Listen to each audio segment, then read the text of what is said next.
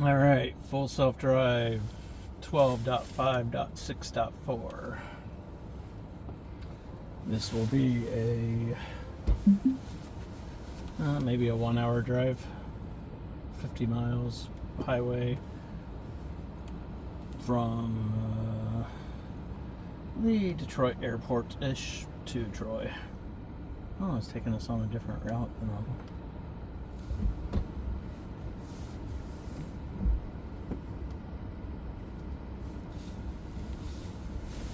Take us away.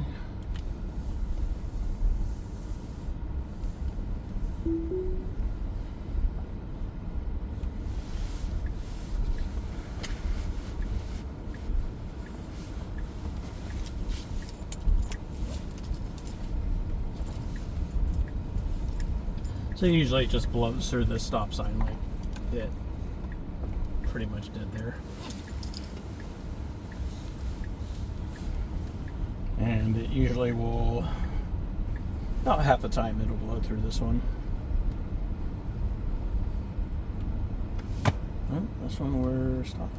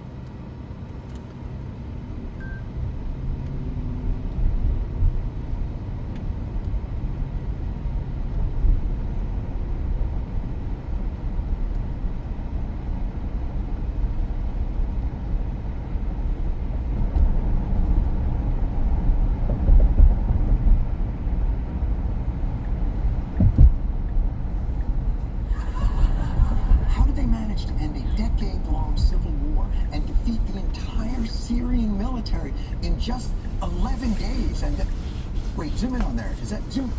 Are you kidding me? No! That guy!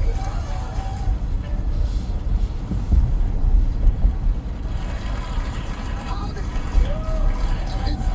is that where he rode that city bike? Is that?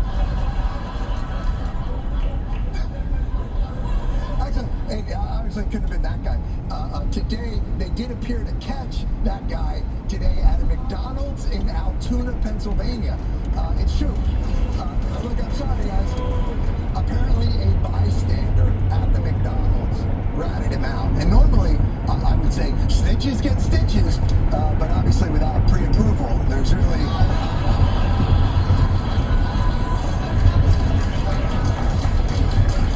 Seriously, though, I want to meet the rebel mastermind who overthrew this entrenched regime.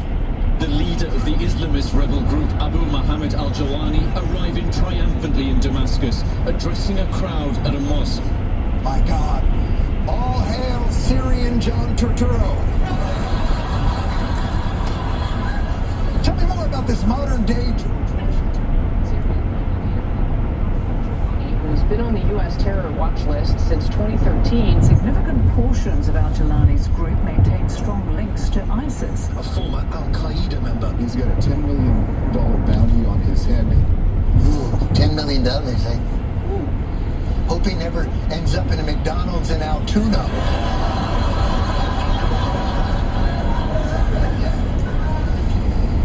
Okay, so we've got a former Al-Qaeda guy in charge now. What does he have planned for the new Syria? I'm assuming it's some Taliban-esque, brutal, fundamentalist dystopia. There must be a legal framework that protects and ensures the rights of all, not a system that serves only one sect. I ask God Almighty that this be a conquest free of revenge, but a conquest entirely of mercy and love. Conquest of mercy and love? I think that's how Taylor ended the Eras tour. Wait, the new leader of Syria is a Swiftie? How many terror groups is that guy in?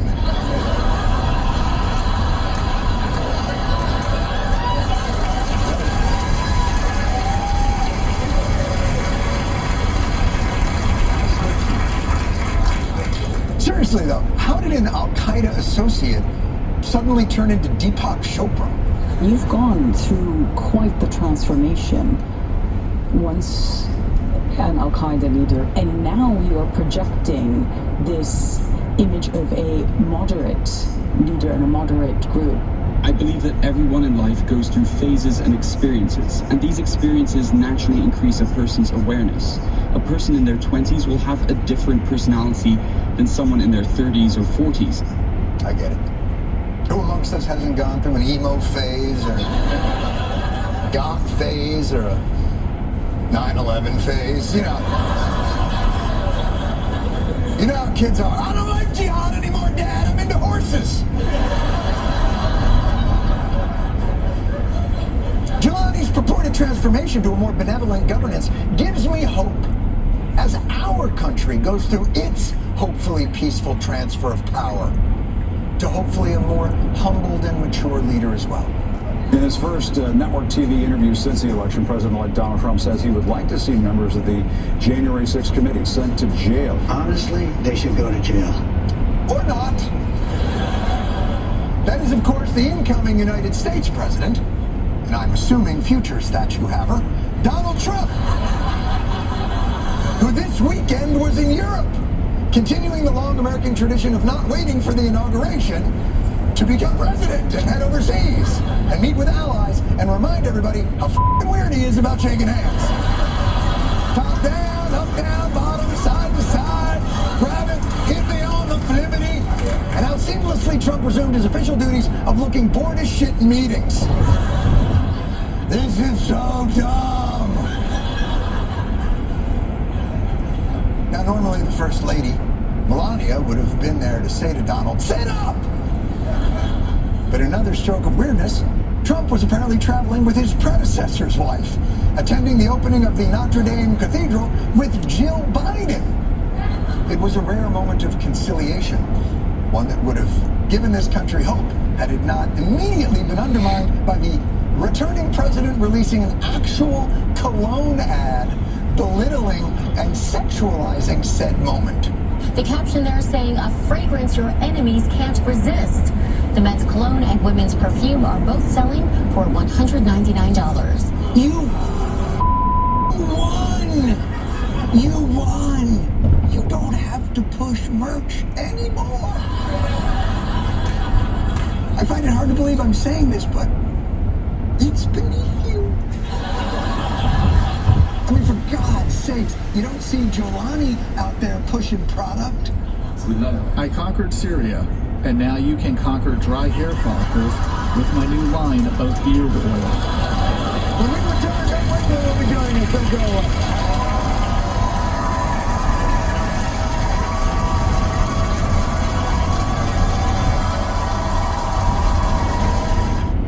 New queens are making a splash on MTV because weather's better here.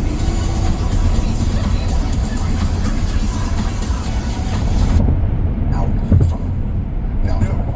okay. All right. Yeah. No. You're is a government that is structurally required to pay attention to what people want and is held accountable for what happens. Out of my way, Dorcupine. Dorcupine? Really clever.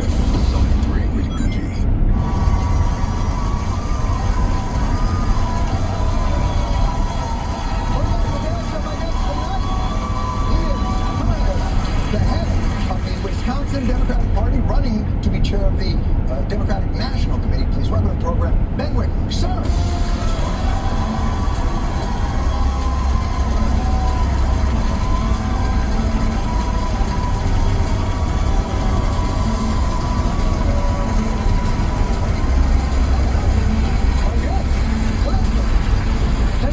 Thank you for coming in from Wisconsin. The Democrats, and I'm getting it, you know, we take a little questions and things from the audience early on, and the biggest question that we get is, no follow-up, and then the tears.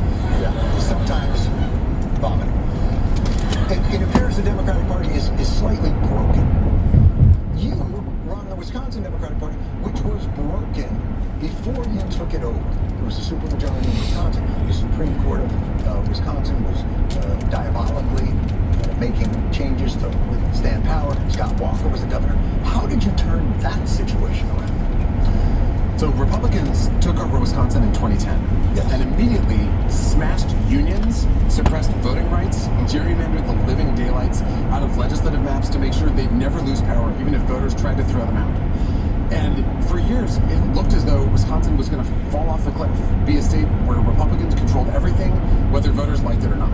Undemocratically so, because through all those methods, like what New York, the Democrats in New York are trying to do is gerrymander it, you know, even if it was closer than it should be.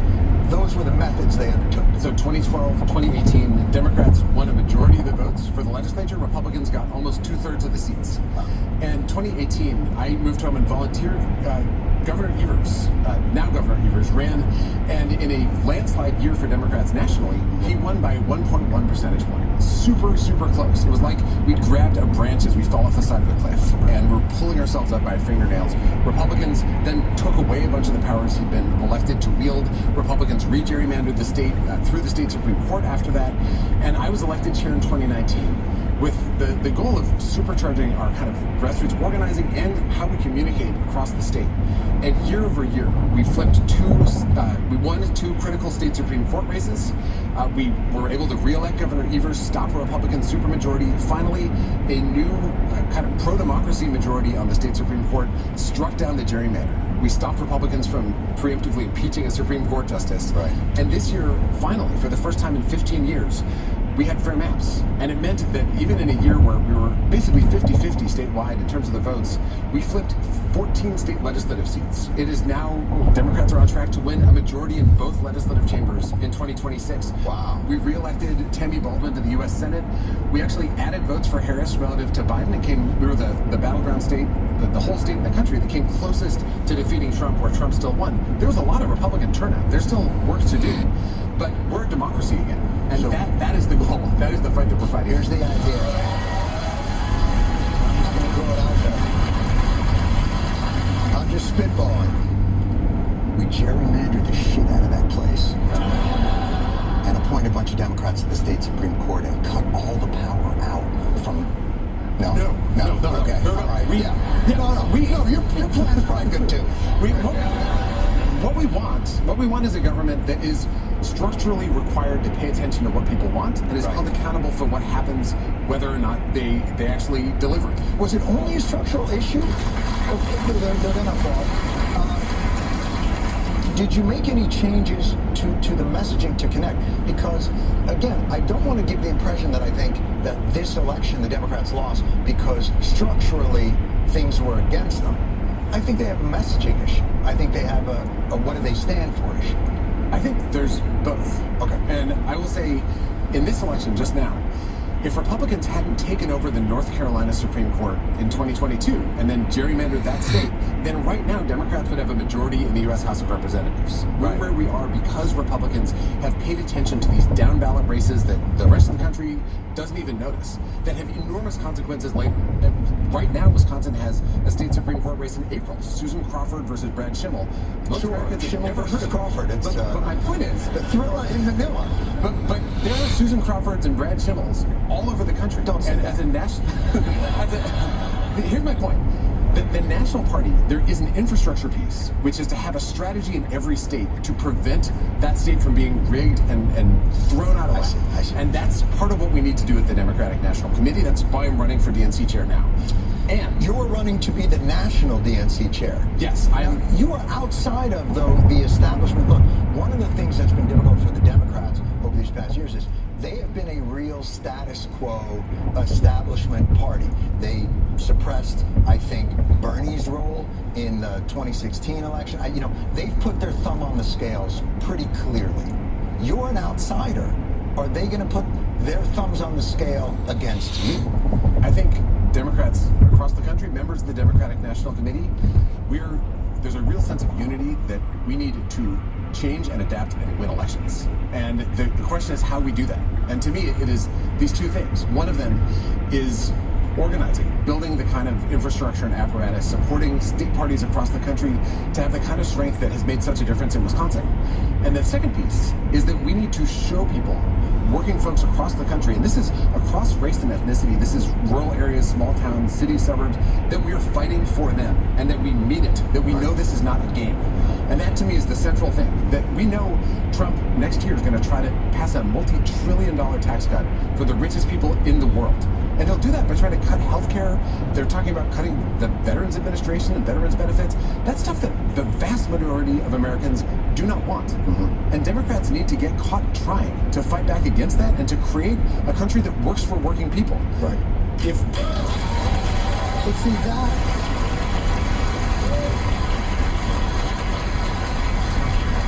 I think the difficulty is, and it's the kind of rhetoric that I very much appreciate, I don't know that I felt like they've governed with that urgency that you're speaking with, and that's the part. How connected are the Democrats? Even here in the audience, a lot of people talk about, well, geez, do you think there were structural issues? Is that why we lost? It was pretty clear this was a whooping on narrative that Let me personally disagree. Yes, please. So this election, this is the first election of my lifetime where we lost the majority of the voters who were making less than $50,000 a year. Right.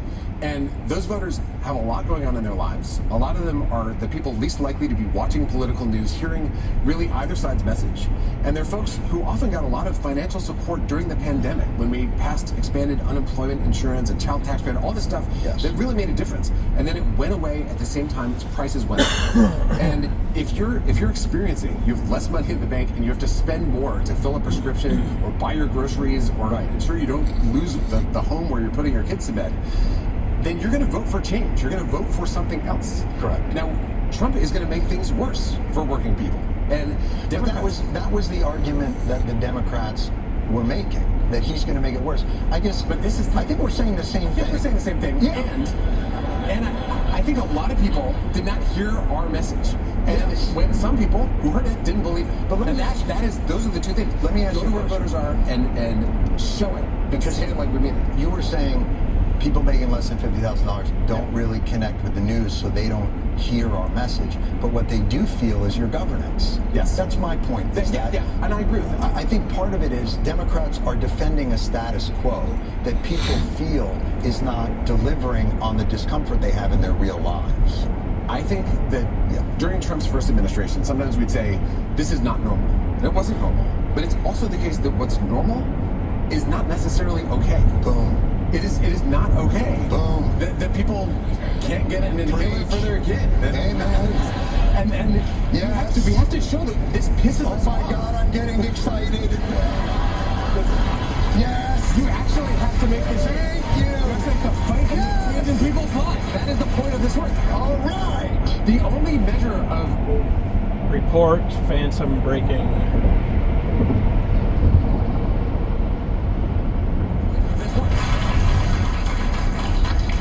Actually, I was thinking, do you think we just didn't spend enough time with the Cheneys? Is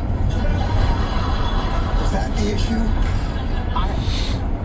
I was in Wisconsin. We had a visit from Liz Cheney. We did a little bit better in the suburbs around Milwaukee than we did in previous elections. And also, this is a country that is majority working class. Most people in the United States do not have a college degree.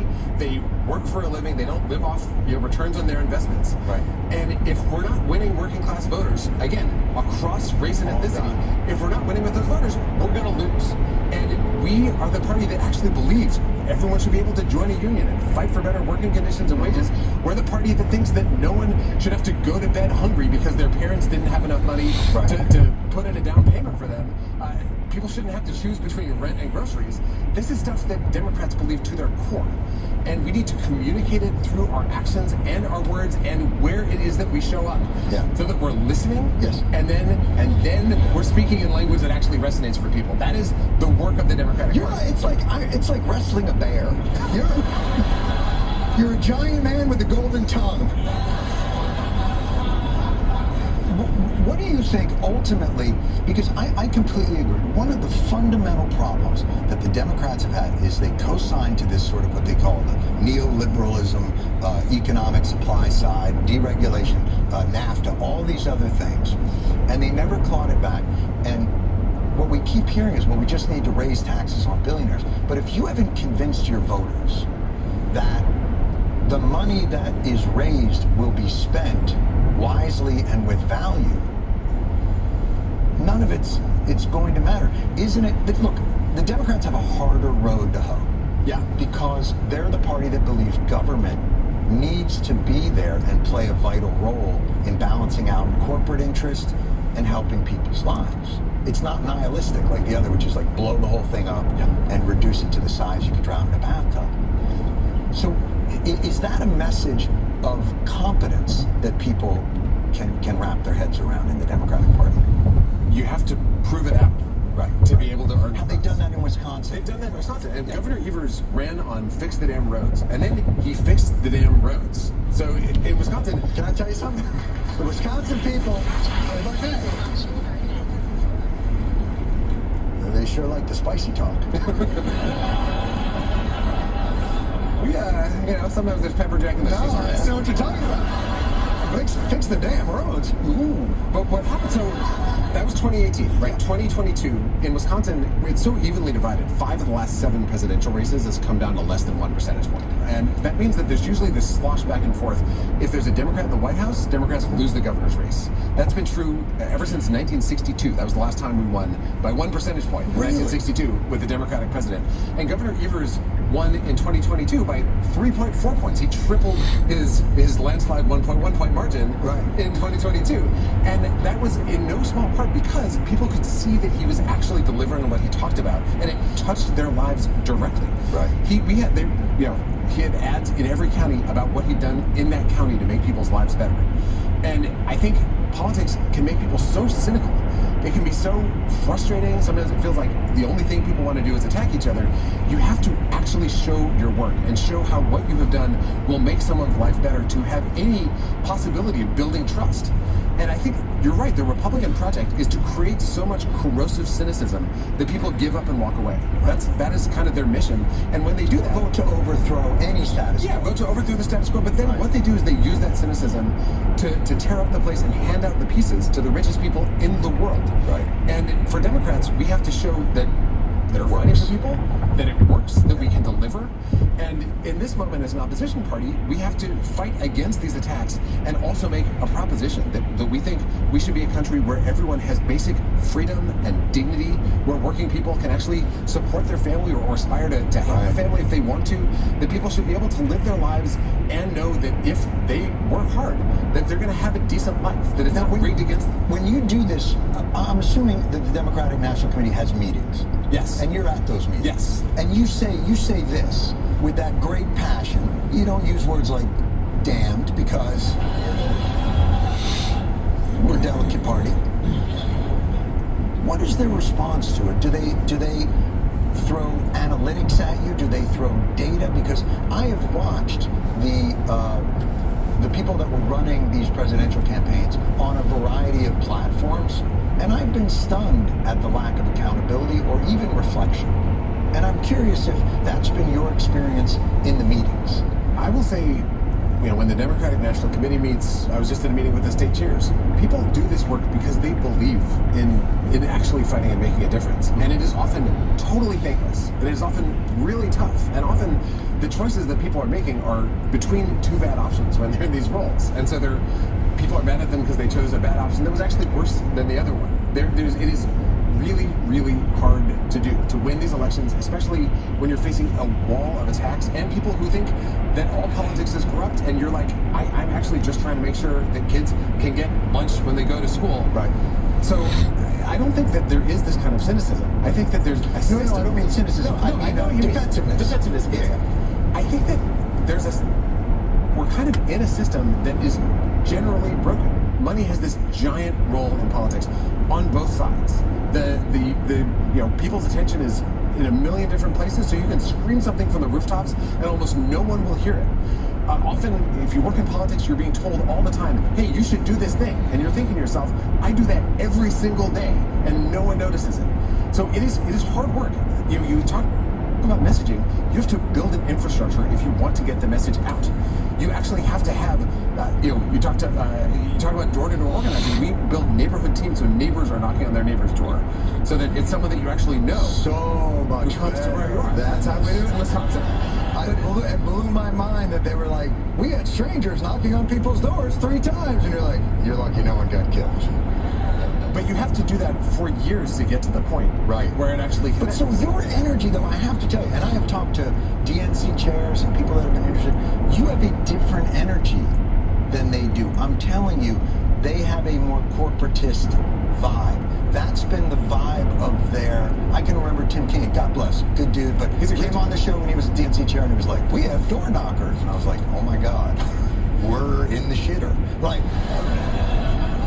the passion that you're bringing, boy, that feels like what it needs in this moment. I really do feel that way. You are approaching it from a much more populist, bottom-up standpoint than I've heard in the past, other than Howard Dean's sort of 50-state status.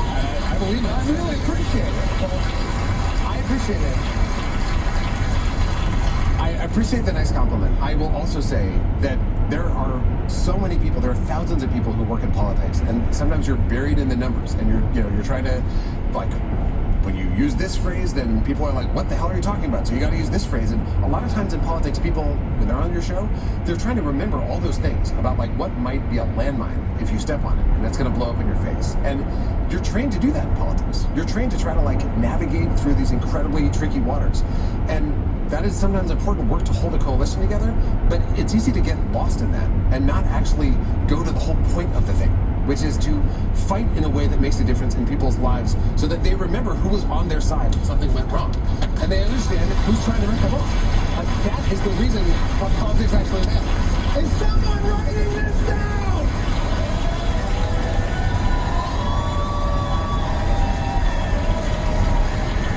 Stop with the analytics. Just sign one song. Oh, I'm sorry. I apologize. Went back to the Mets. Dead on. Dead on. The caution is killing effective governance. It's that fear. If you come from a place of fear and not from a place of passion and belief, you lose. And people can see. People can smell authenticity. They can feel it. And this, I think Trump is a disaster for the country. I also think it's very clear. Hallelujah. It's very clear he does not think before he talks. He just says it. And there's something that draws people towards him. It is, even when he's lying out of his teeth, he's lying in an authentic way. I don't even think those are his real teeth, quite frankly. We have no idea about the teeth. His medical records, deep secrets. Deep secrets. Yeah. I really appreciate you coming by and bringing this. I'm telling you, you had a dispirited group of people wandering in the desert of feeling that they didn't know, thirsty for leadership. You have provided it for them today. We are announcing right now, Ben Wickler is a nominee for president of the... No!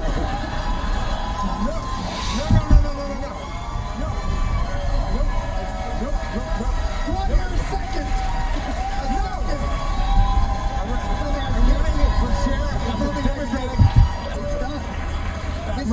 Listen, it matters who leads the Democratic Democratic National Committee, and it matters who leads state parties, and it matters who does this work. Because this doesn't happen alone.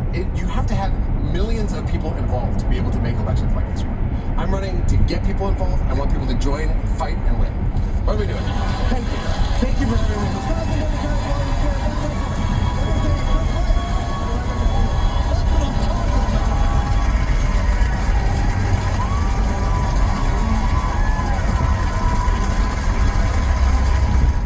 It really is like they say.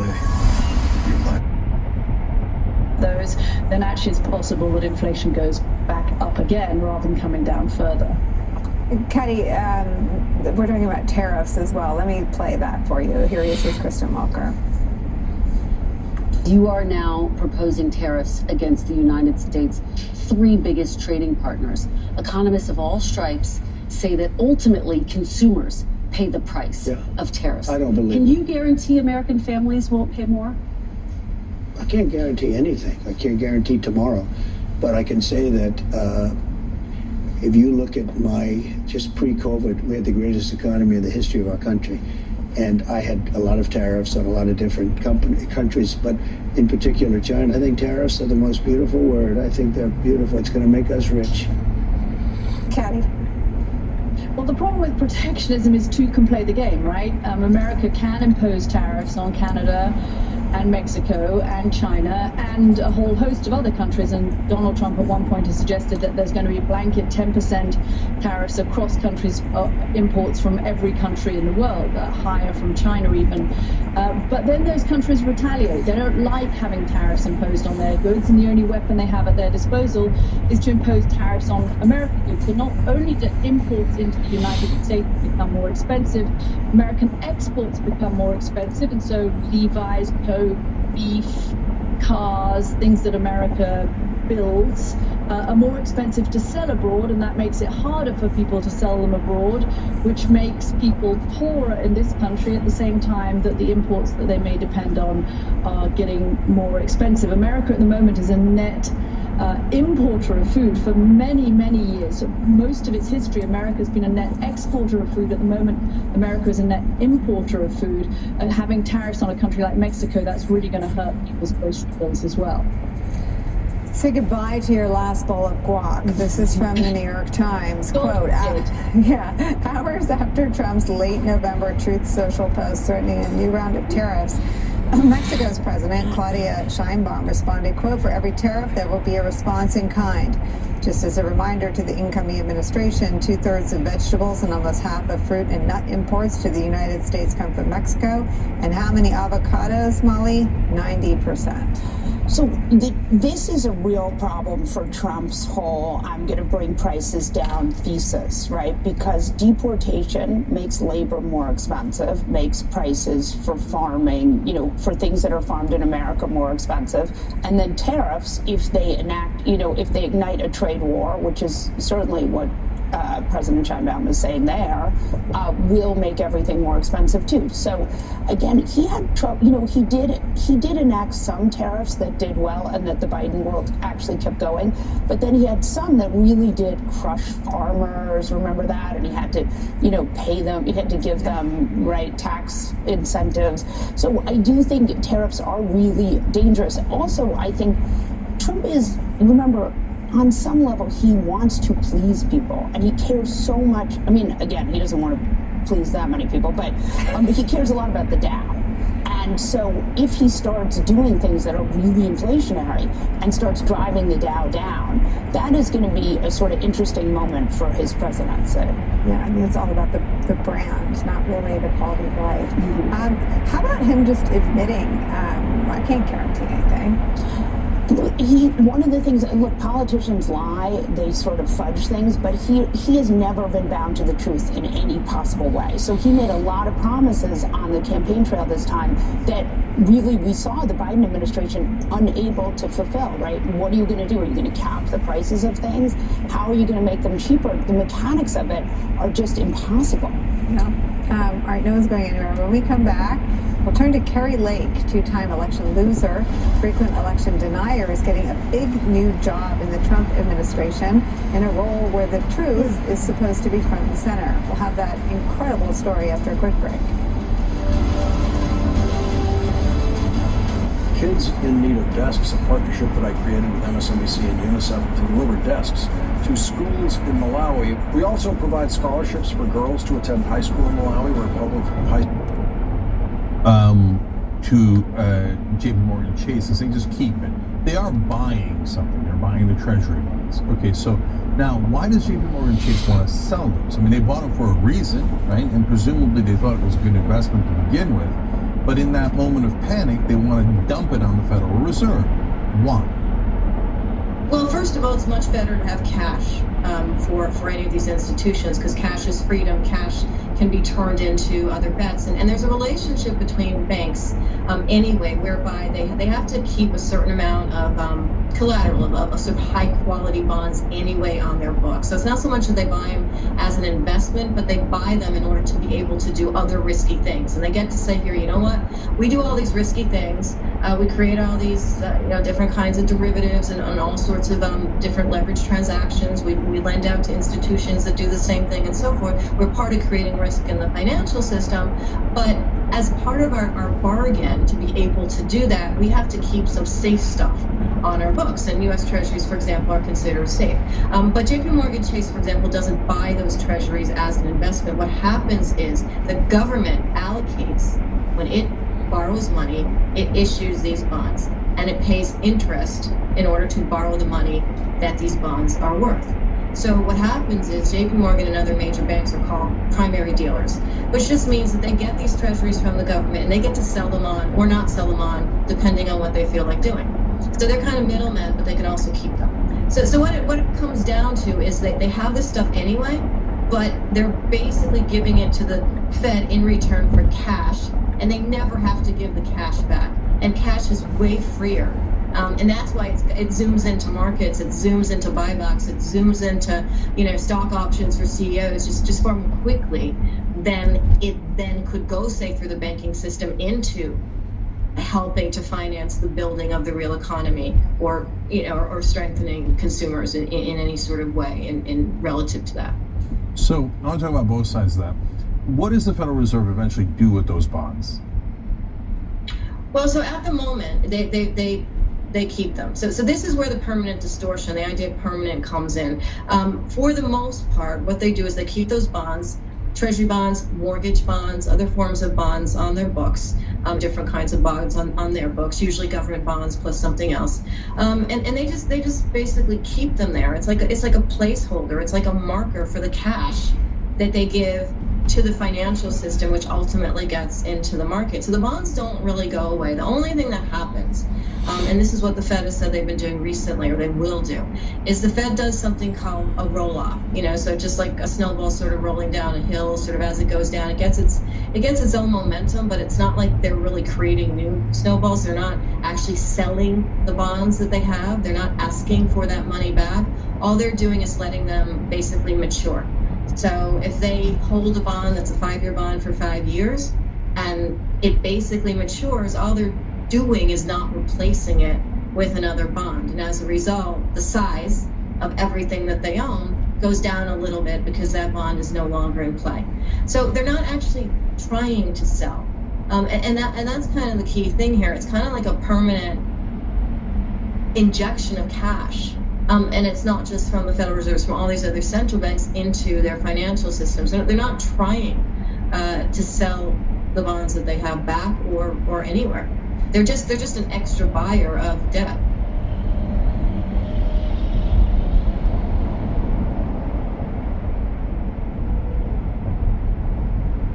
Tell me about the shirt you're wearing. Pretty much speaks for itself. What's the penalty for treason?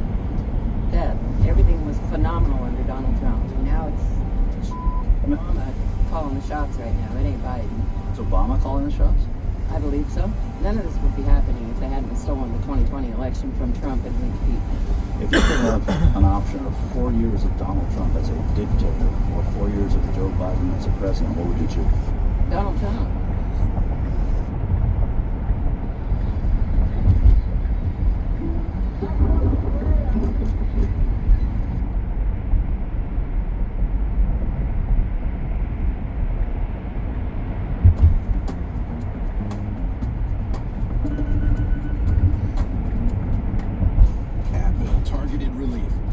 stops pain in its tracks. It's the only topical pain reliever with 4 powerful pain-fighting ingredients that start working on contact and lasts up to 8 hours. Try Advil Targeted Relief. People are good. For laughs, for snorts, for cries, and goodbyes. People are good for doing nothing or getting up to something. People are good. For you, Jim B. Best enjoyed together. Football watching. Better with Pepsi.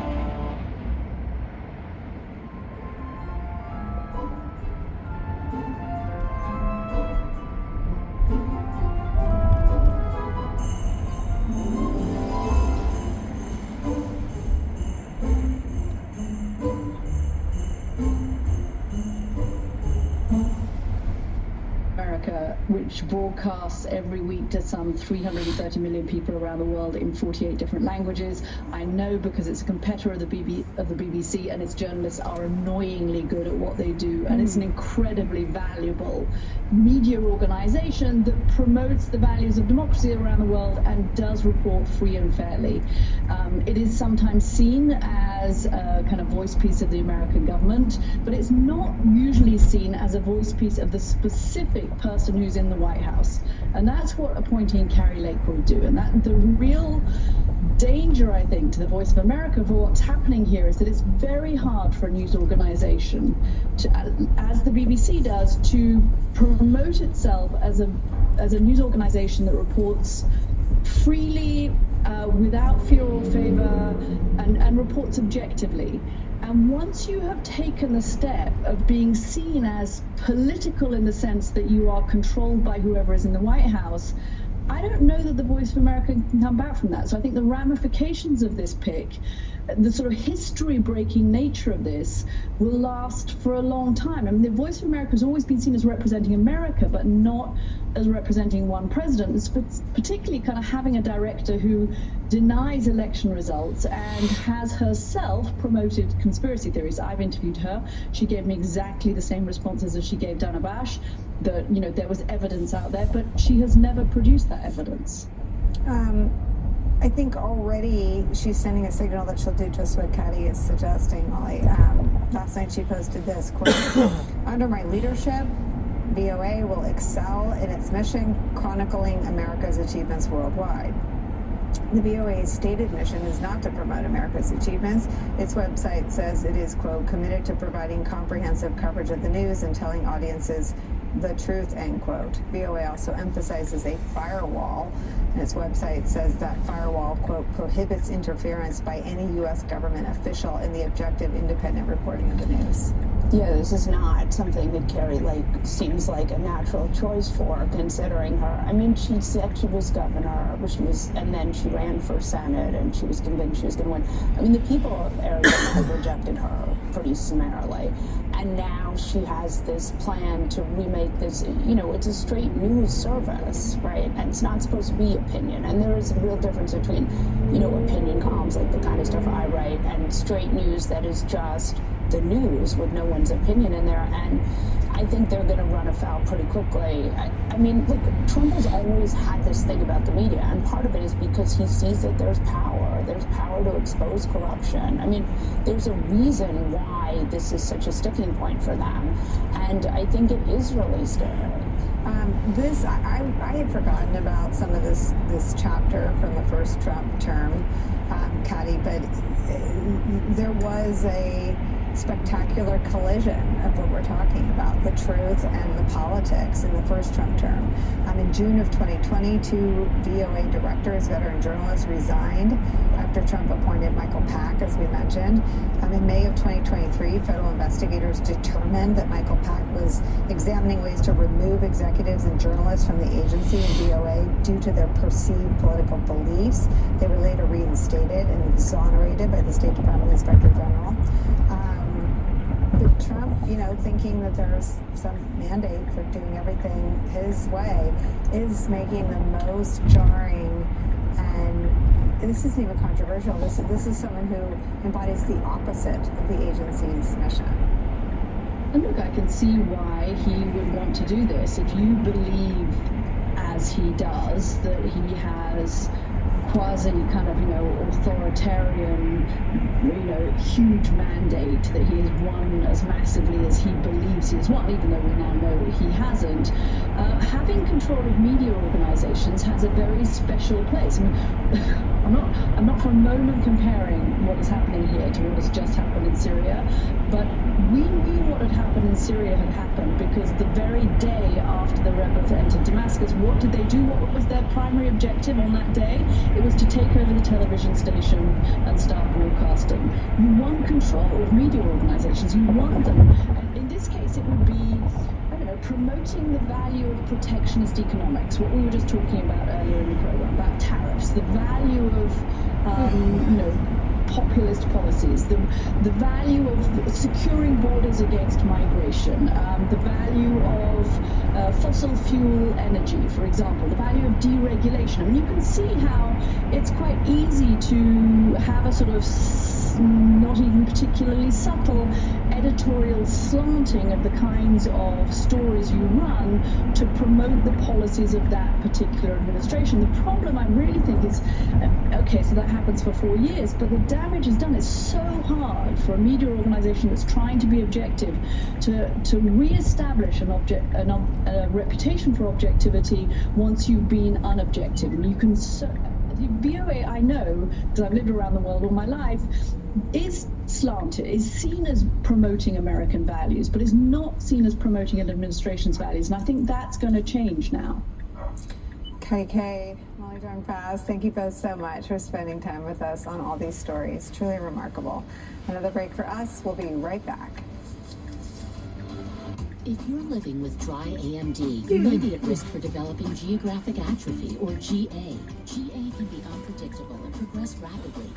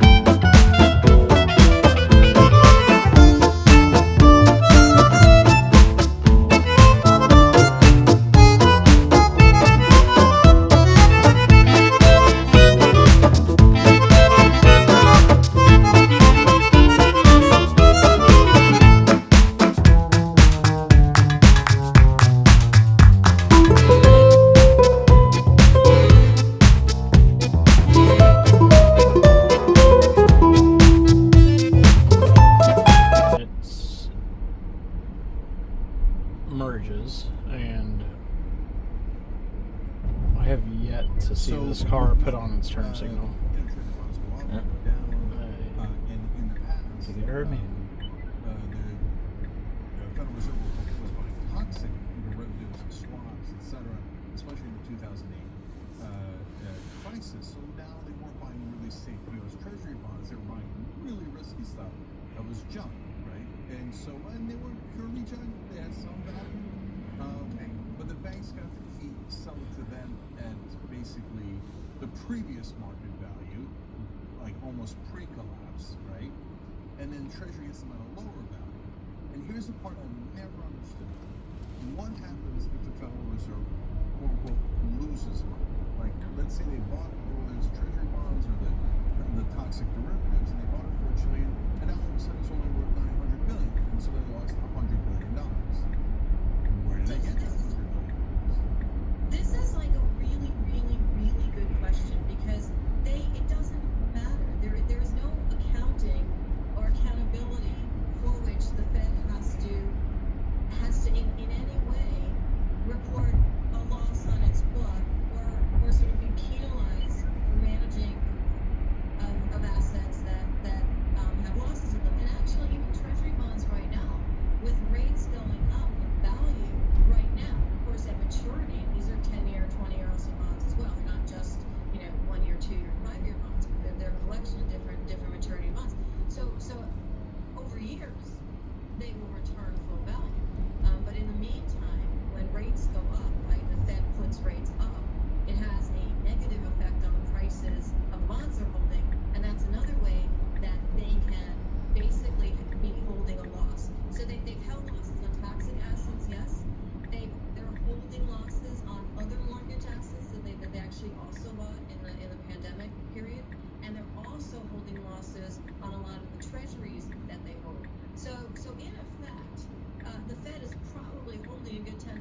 loss that it doesn't really have to do anything about.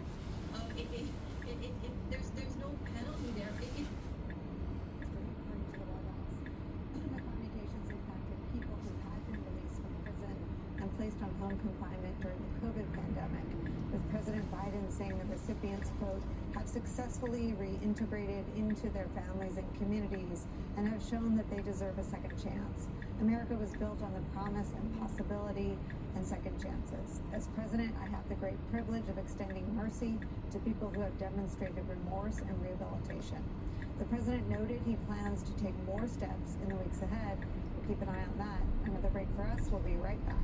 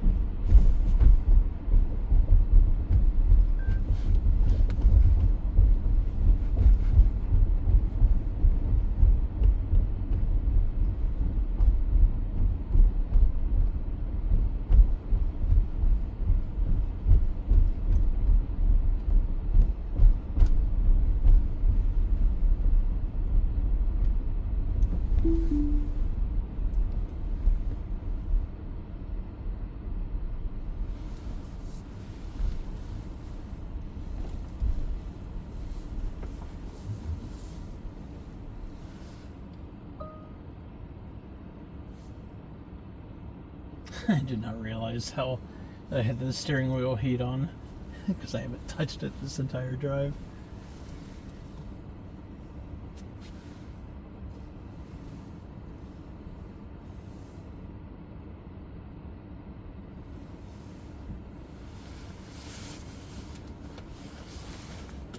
I think that was pretty close to 0 interventions. Lane merge issues. Par for the course.